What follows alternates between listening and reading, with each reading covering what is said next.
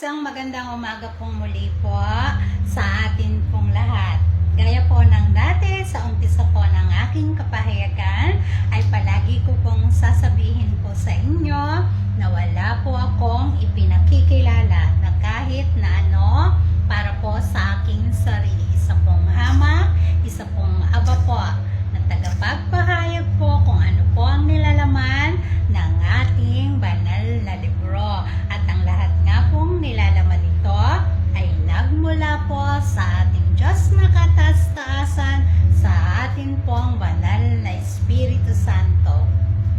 At sa pagpapatuloy ko nga po nung naiwan kong kapahayagan nung nakaraang linggo, nawa po humihingi po ako ng patnubay po sa ating Diyos na kataas-taasan na ito po ay maipahayag ko po sa inyo ng klarado at malinaw dahil ayon po sa kanya ay wag ko daw pong bibitawan ang kapahayagang ito hanggat ito daw po ay hindi ko po naiihayag sa inyo ng malinaw na malinaw.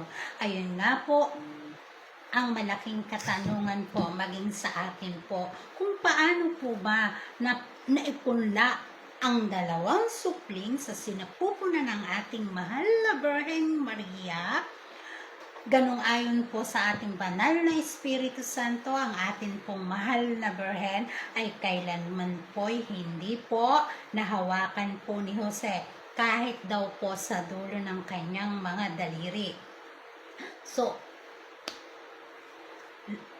humihingi po ako ng patnubay na ito po ay aking makayanang maipahayag sa inyo. Dahil nga po ang dalawa, ang mahal na Birheng Maria at si Jose ay nagsama na bilang mag-asawa. Yung kanila pong mga tagpo ay nag-iiwan po ng malaki pong katanungan po sa puso po ng ating mahal na Birhen. At ayon po sa ating banal na Espiritu Santo, sikapin ko po sa abot po ng aking kakayanan na maipahayag ko po sa inyo pong lahat kung paano nga ba nangyaring nagdalang tao ang ating mahal na Birheng Maria at hindi nga si Jose ang ama ng mga bata. Ganun sa mata po ng ating mahal na Birhen ay si Jose naman po talaga yung kanyang nag-iisa pong esposo. Ang ating pong mahal na Birheng Maria ay nakipamuhay po sa ibaba na wala po siyang kamalay-malay kung sino siya. Walang aborado po yung kanyang alaala. So, siya po yung nakaipamuhay na alam niya siya isang ordinaryo pong babae. At hanggang nga po, nakatagpo niya si Jose at nahulog po ang loob niya dito. Ayon po sa ating banal na Espiritu Santo, bagamat ang ating mahal na Birhen ay nakipamuhay sa atin na wala na kahit na ano, ang tanging armas po niya ay ang kanya pong napakalinis at busilak na puso. Wala po kahit na anong kapangyarihang taglay ang ating mahal na Birhen maliban po doon. So, dahil nga po siya ang nag-iisang katawan po ng ating banal na Espiritu Santo, ang ating pong mahal na Birhen, bagamat nahubaran po ng baluti, dahil nga po, bawal siyang umibig kahit na kanino dahil nga umibig siya sa ating Haring Hesukristo na hubaran po ng baluti. Pero ang ating pong mahal na Birhen ay mayroon pong sapot. Yung para pong salungganisa. Bukod sa balat, meron pa pong napakanilis po na para pong sapot po na nakakover po mula po sa dulo ng kanyang buhok hanggang sa ilalim po ng kanyang talampakan. At ito nga daw po ayon po sa ating banal na Espiritu Santo, dahil nga daw po si Jose ay hindi kauri ng ating mahal na Birheng Maria, si Jose daw po sa kapanahunan po, dahil nga po ang lahat po ng nilalang sa lupaing ito ay may kanya-kanya pong uri. Halimbawa po, itong si Jose po ay lahi po ng vampira. Si Jose po ay meron pong mataas na katayuan o kalagayan sa samahan po o sa uri pong yan. Halimbawa po ay si Jose po ay isa pong Dracula.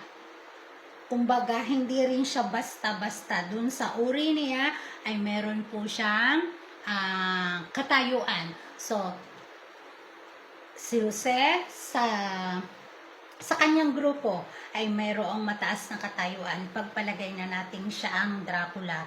Habang ang mahal na Birhen Maria naman na kanyang tinutungkuran ay wala namang kamalay-malay ang lahat na siya pala ang nag-iisang katawan ng ating Diyos na kataas-taasan, ang mahal na Birhen Maria. So sa bawat pagtatagpo po, ang ating mahal na Birhen Maria po, ang palagi pong nakatutok sa kanya ay ang mata po ng ating Diyos Ama. Maliban pa po sa Espiritu Santo na kanya pong Espiritu, ang Diyos Ama po'y palagi pong nakatutok sa kanyang nawawalang reyna, ang mahal na Birhen Maria. Ang Espiritu ng Diyos Ama ay tutok na tutok po. Habang si Jose naman po, bilang siya po ay mayroon ding katungkulan sa grupong kanyang kinabibanlangan, pagpalagay na po nating isa siyang uri ng vampira at doon ay siya ang tinatawag na Dracula, ang lahat din naman po ng kanyang nasasakupan, lalo na po ang mga kababaihan po, ay mataas na mataas po ang pagtingin po kay Jose. So, bali, dalawang grupo, walang kamalay-malay ang ating mahal na Birhen. Ang mahal na Birhen, habang ang Diyos Ama ay tutok na tutok sa kanya, habang sa kabilang panig naman, si Jose sa grupo ng kanyang kinabibilangan bilang siya ang tinaguriang Dracula, ang kanyang nasasakupan din po ay lahat ay tutok na tutok din sa kanya.